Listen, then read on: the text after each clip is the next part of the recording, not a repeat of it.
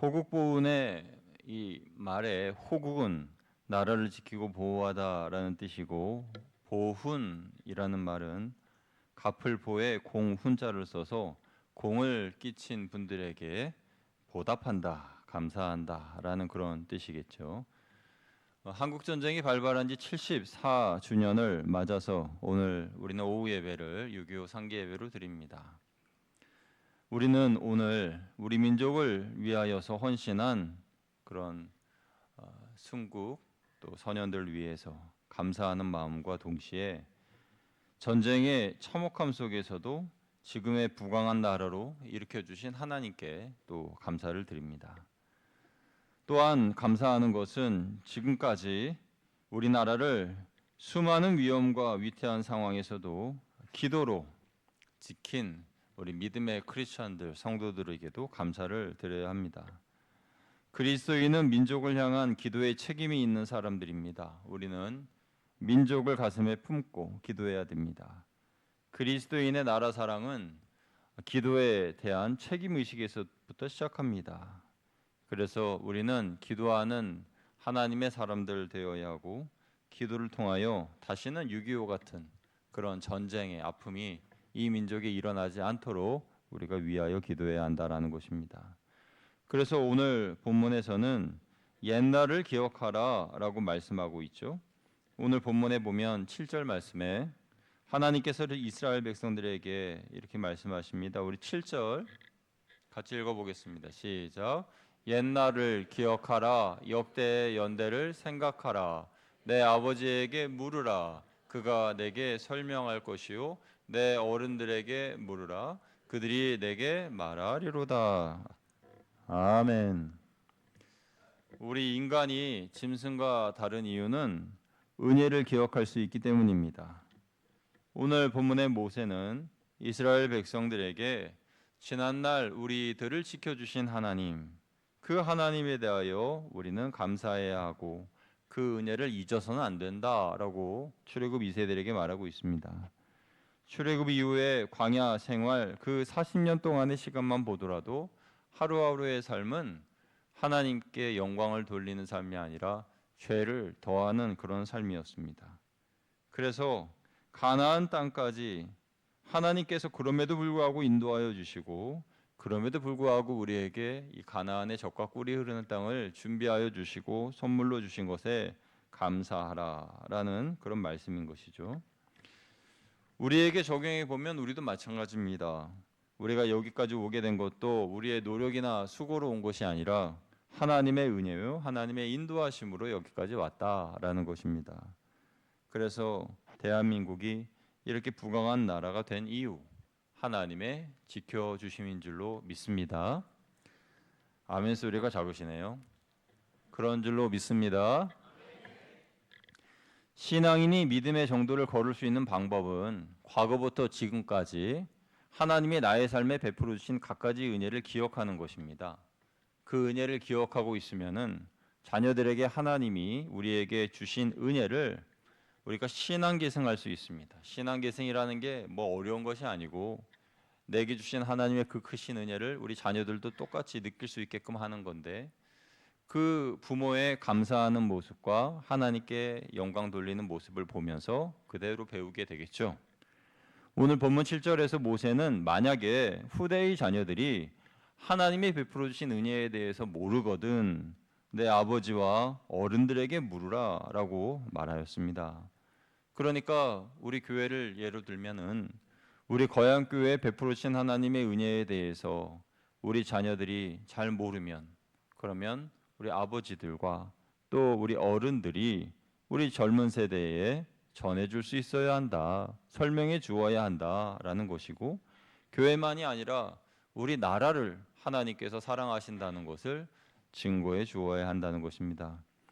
여러분, 히브리인들의 교육은 학교의 선생님들보다 가정에서 지키는 이 신앙 교육, 민족 교육이 더 철저한데, 대표적인 경우로는 6월절 절기 때에 공동 식사를 하면서 과거에 하나님이 우리에게 어떤 은혜를 베풀어 주셨는가, 여기에 대하여서 제일 어른이 이제 설명을 쭉 해주는 거죠. 해주시는 거죠.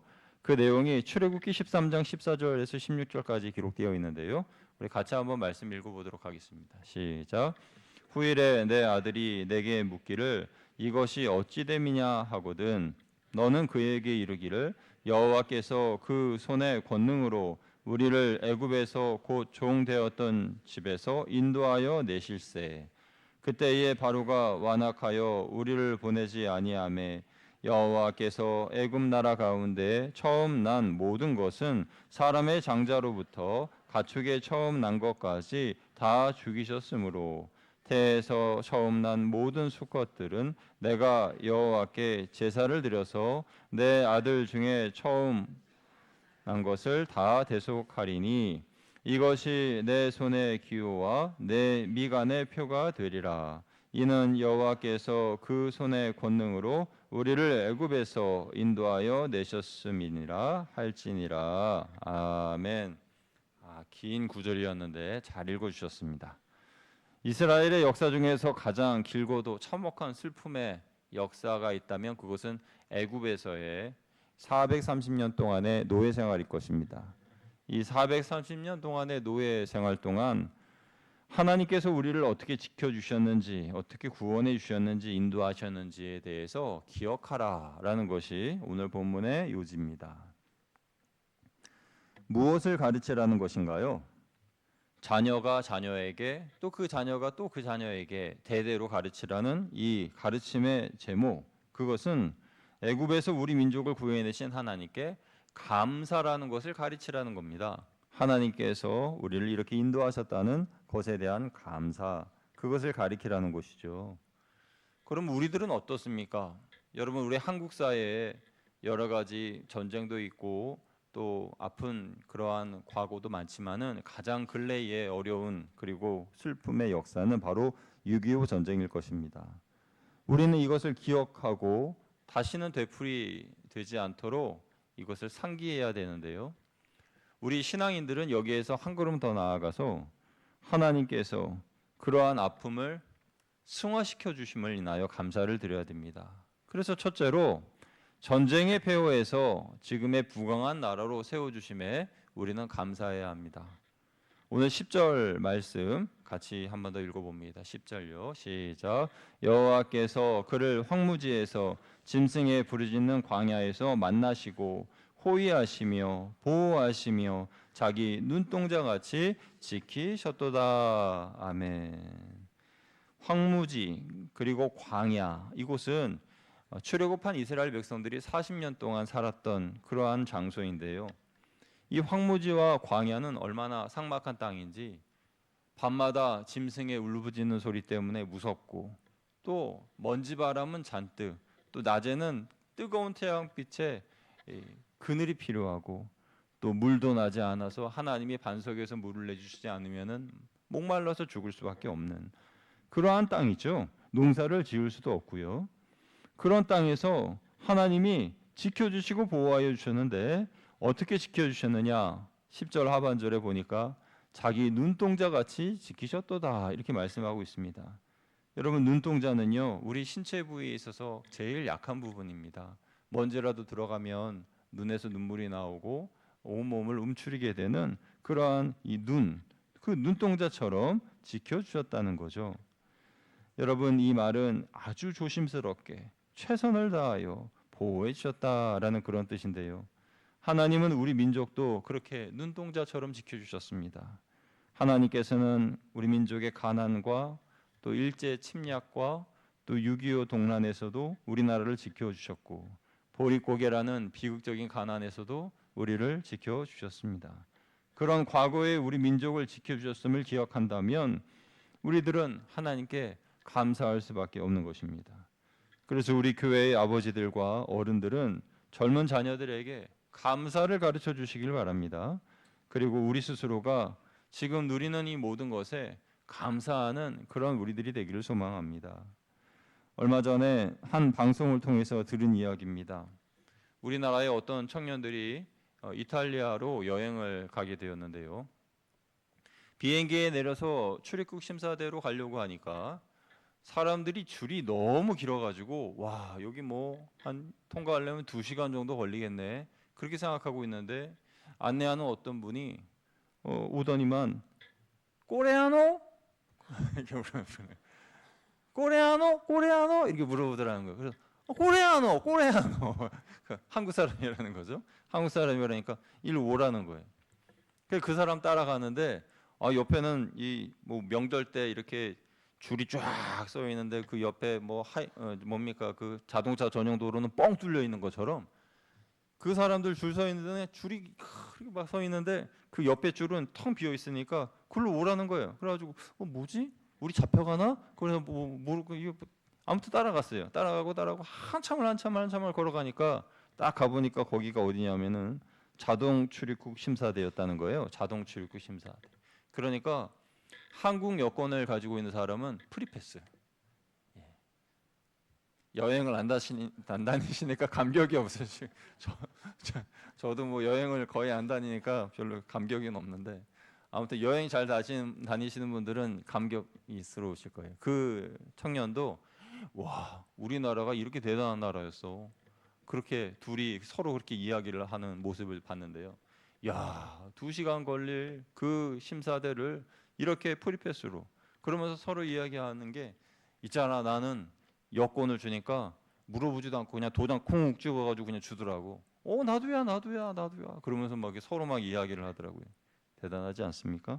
그래서 도대체 우리나라의 여권이 어떤 여권인가 해가지고 이제 자료를 찾아보니까요. 뉴스를 보니까 YTN 뉴스에 우리나라는 비자 발급 없이 여권으로만 입국할 수 있는 국가의 수, 그 수를 반영한 세계 여권 지수가 있대요. 세계 여권 지수. 이 세계 여권 지수에서 세계 199개국 중에 2위랍니다. 2위. 예, 2위. 그러니까 2024년 1분기를 기점으로 해서 한국 여권으로 비자 없이 입국할 수 있는 나라가 193개국이에요. 그러니까 나라가 199개국인데 193개국을 들어갈 수 있으면 뭐 북한 같은 그런 뭐 나라들 뭐 몇 개 빼면은 그러면 거의 다 들어갈 수 있다는 그런 뜻이겠죠.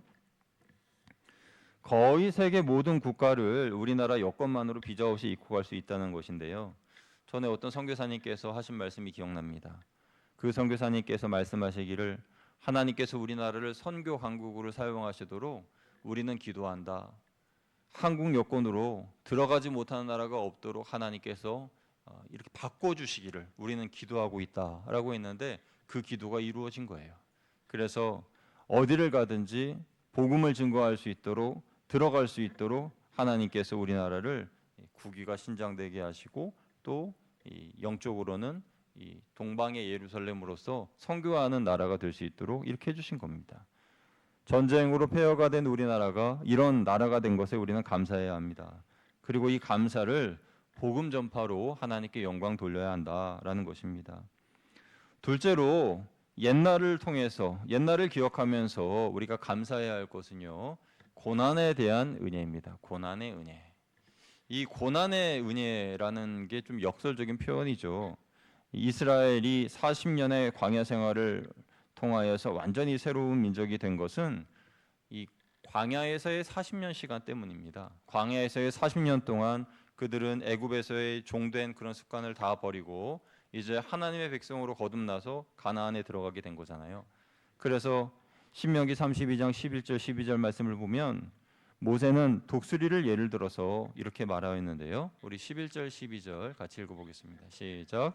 마치 독수리가 자기의 보금자리를 어지럽게 하며 자기의 새끼 위에 너풀거리며 그의 날개를 펴서 새끼를 받으며 그의 날개 위에 그것을 엎는 것 같이 여호와께서 홀로 그를 인도하셨고 그와 함께한 다른 신이 없었도다. 아멘. 이스라엘에 대한 하나님의 사랑은 어미 독수리가 새끼의 독수리를 키우는 것과 같다라는 거죠. 그래서 독수리들을 그 새끼 독수리들을 날개하기 위해서는 일단 그 보금자리를 어지럽혀야 됩니다. 편안하면 뭐 날 생각을 하겠어요. 그래서 보금자리를 어지럽히고 그래가지고 이 자꾸 왜 나를 밀쳐내는 거야 새끼들이 생각할 때 그러다가 이 날개를 툭 하고 건드리면 보통 독수리 둥지는 벼랑 제일 위에 있으니까 거기에서 툭 떨어지면서 퍼덕거리면서 살려고 그러다가 떨어지기 일보 직전에 그 날개로 받아서 다시 날아올라서 둥지에다 내려주고, 그렇게 몇 번의 반복을 통해서 나는 법을 알게 된다는 거죠. 모세는 이러한 독수리의 모습을 비유해서 하나님께서 이스라엘을 하나님의 백성답게 양육하시기 위해서 광야에서 훈련시켰다라고 설명합니다. 하나님은 어미 독수리가 새끼 독수리를 날게하기 위하여 자신의 둥지를 어지럽게 하듯이 우리의 인생을 어지럽게 하기도 하십니다. 여러분, 우리의 인생을 어지럽게 하는 이유는 우리가 너무 현재의 평안에 안주하려 하기 때문이고, 소망 없이 내일을 바라보지도 않고 오늘 하루 그냥 그렇게 살기 때문에 하나님께서 어지럽히시는 경우들이 있어요. 왜냐하면 오늘의 평안함이 장차 나에게 고통으로 다가올 수 있기 때문에 그렇습니다. 오늘 우리가 육신이 평안하여서 좀 더 자자, 먹자, 눕자, 졸자 그러면서 그냥 육신의 소욕대로 살면요, 그러면 내일 우리는 후회합니다. 그리고 이 생이 마치고 하나님 나라 갔을 때에 하나님의 그 나라에 들어가는 순간, 아휴, 내가 살아있을 때 좀 더 열심히 신앙생활 할 걸 하면서 껄껄껄껄껄껄껄껄껄 소리밖에 안 난다는 게, 천국에는 그렇게 할 걸, 이렇게 할 걸, 저렇게 할 걸, 그랬을 걸 하면서 그렇게 껄껄껄껄 한다는 거예요. 그 후회하기 전에 하나님께서 후회 없는 삶을 살게 하시기 위해서 우리의 삶을 흐트러뜨리시고 우리의 둥지를 어지럽게 하시는데, 이 비밀을 깨달은 바울은 로마서 5장 3절 4절에서 이렇게 말했습니다. 우리 같이 읽어보겠습니다. 시작. 다만 이뿐 아니라 우리가 환난 중에도 즐거워하나니 이는 환난은 인내를, 인내는 연단을, 연단은 소망을 이루는 줄 알미로다. 아멘. 그리고 바울은 로마서 8장 18절에도 이렇게 말했는데요. 같이 읽어봅니다. 시작. 생각하건대 현재의 고난은 장차 우리에게 나타날 영광과 비교할 수 없도다. 아멘. 그러니까 이 바울의 영적 수준, 신앙 상태는 하늘을 나는 독수리가 된 거예요. 바울도 수없이 둥지에서 떨어지는 그런 훈련을 하고, 그렇게 고난과 고난, 그리고 그 고난이 끝난 것도 아니고 현재도 고난의 연속이지만 그는 이미 하늘을 비상하는 독수리가 되었기 때문에 현재의 고난은 앞으로 우리가 받을 영광에 비하면 좋게 비교할 수 없도다, 이런 이야기를 할 수가 있는 거예요. 우리 성도님들도요, 다 그 신앙의 수준이 다릅니다. 그래서 이 고난을 이해하는 그러한 이해도도 달라요. 그러니까 지금 새끼 독수리로서 영적인 상태가 둥지 안에 그렇게 계신 분들은요, 아, 지금 포근한데, 이 둥지 되게 좋은데, 왜 이렇게 어지럽히는 거야? 왜 날 자꾸 이렇게 못 살게 구는 거야? 이런 생각을 하죠. 그리고 거기에서 신앙의 훈련이 한 단계 더 나아가신 분들은, 왜 날 자꾸 밀쳐내는 거야? 왜 나를 떨어뜨리는 거야? 하면서 그 고소공포증, 영적 고소공포증에 빠져가지고 밑으로 떨어지면서 와, 죽을 것 같다 하면 이렇게 하나님이 다시 딱 받아주고. 그런데 거기서 이제 한 단계 더 신앙이 나아간 사람들은 깨닫는 거죠. 나에게 날개가 있었네. 그러면서 그 날개를 쫙 펴가지고 막 하늘을 막 날아다니는 거예요. 바람을 타고. 그러니까 전에는 날개가 있는 줄도 몰랐는데 떨어지고 나니까 날개가 있는 줄 알고 하늘을 비상하면서 나는 그 모습, 바울과 같은 그런 신앙인이 되는 거죠. 여러분의 신앙의 영적 성장에 따라 고난의 이해도가 다른데, 나는 지금 어디에 있습니까? 둥지 안에 있는 새끼 독수리입니까? 아니면 떨어지고 있는 중입니까? 아니면 하늘을 비상하고 있는 중입니까? 여러분이 하늘을 비상하는 방법을 깨닫게 되신 분이라면 바울의 이 고백을 아멘으로 받아들일 수 있을 겁니다. 현재의 고난은 장차 내가 받을 영광과 좋게 비교할 수 없습니다. 그러므로 지금의 훈련 과정은 시험도 아니고 하나님의 징계도 아니고 나를 강하게 하시려는 하나님의 훈련입니다. 개인뿐만 아니라 나라도 마찬가지입니다. 아까 이스라엘 백성들이 40년간 광야에서 훈련을 받았던 것처럼 우리 민족도요, 하나님의 훈련을 철저하게 받은 민족입니다. 일제 강점기를 통해서 얼마나 고난을 당하였으며 한국 전쟁을 통해서 얼마나 아픔을 당하였습니까? 또 지금의 이러한 부강한 나라가 되기까지 그 민주화의 과정까지 모든 부분에 있어서 하나님께서 역사하여 주신 모습들을 생각해 볼 때에 이 자유 대한민국을 주신 하나님 얼마나 감사한 일입니까? 이 모든 과정이 하나님께서 역사하셨고 오늘 우리가 예배를 드릴 수 있는 이 과정도 얼마나 감사할 수 있는 일입니까? 그래서 우리는 이 모든 번영을 주신 것에 감사하고 고난을 감사로서 승화할 수 있는 민족이 되어야 한다라는 것입니다.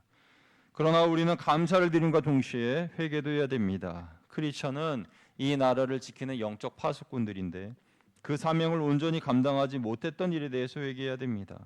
그래서 이제부터라도 우리는 나라를 위해서 기도해야 합니다. 사랑하는 성도 여러분, 신앙인으로서 우리나라를 사랑하는 그 사랑의 애국심은 기도로부터 시작하는 것임을 믿으시길 바랍니다. 사회 곳곳에 만연된 타락한 그런 부패한 그런 모습들을 보면서 그냥 무관심하게 난 몰라 나는 그냥 우리 가족들하고 행복하게만 살면 돼가 아니라 그 모습을 보면서 뭐 거기에 뛰어들어가지고 머리띠하고 싸우시라는 그런 뜻이 아니고요. 여러분이 기도하시는 그 골방에서 기도해 주시기를 바랍니다. 하나님께서 역사해 달라고 민족을 향한 거룩한 책임감을 가지고 기도하고 더욱 복음을 전하면서 빛의 자녀로서 살아가는 것이 하나님의 뜻입니다. 그리고 신앙인으로서 책임 의식을 가져야 하는 것이죠. 이 나라의 흥망성쇠가 기도에 달려 있다는 것을 우리가 믿어야 하는 것입니다. 여러분, 전쟁은 아직 끝나지 않았습니다. 우리나라는 아직 휴전 상태인 것이죠. 이 종전 국가로서 한국 전쟁 74주년을 맞는 우리는 더욱 하나님을 의지하는 기도를 드려야 됩니다.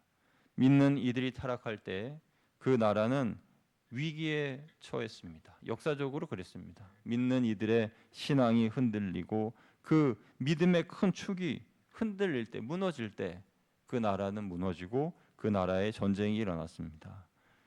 우리는 오늘까지 하나님께서 휴전협정을 맺은 후에 평화를 이 땅에 주셨음을 생각해 보는데 이 평화도 영원한 것은 아닙니다. 그래서 우리는 이 평화와 은혜를 지키기 위해서 지금 해야 할 것, 우리가 해야 할 것, 우리 거양교회 성도님들이 하셔야 할 것들 무엇일까요? 먼저는 믿는 우리가 나라를 위해 기도하는 것이고 책임감 있는 그리스도인이 되는 것이고 그래서 세상이 썩어지는 소금이 되는 것이고 어둠을 밝히는 빛이 되는 것이고 내가 그렇게 되는 것이죠. 우리의 자녀들에게 또한 하나님이 우리 나라와 민족을 지켜주셨다라는 것을 가르쳐 주어야 되는 거예요. 무엇보다도 기성세대가 다음 세대에 거룩한 믿음과 나라에 대한 책임을 다하는 모습을 본으로서 보여줄 때 신앙계승은 물론이고 애국심도 아이들에게 그대로 전달해 줄 수 있으리라 믿습니다. 이렇게 기도와 책임을 다하는 성도의 삶을 사는 우리 거양교회 성도님들 다 되시기를 주님의 이름으로 축복합니다. 기도하겠습니다.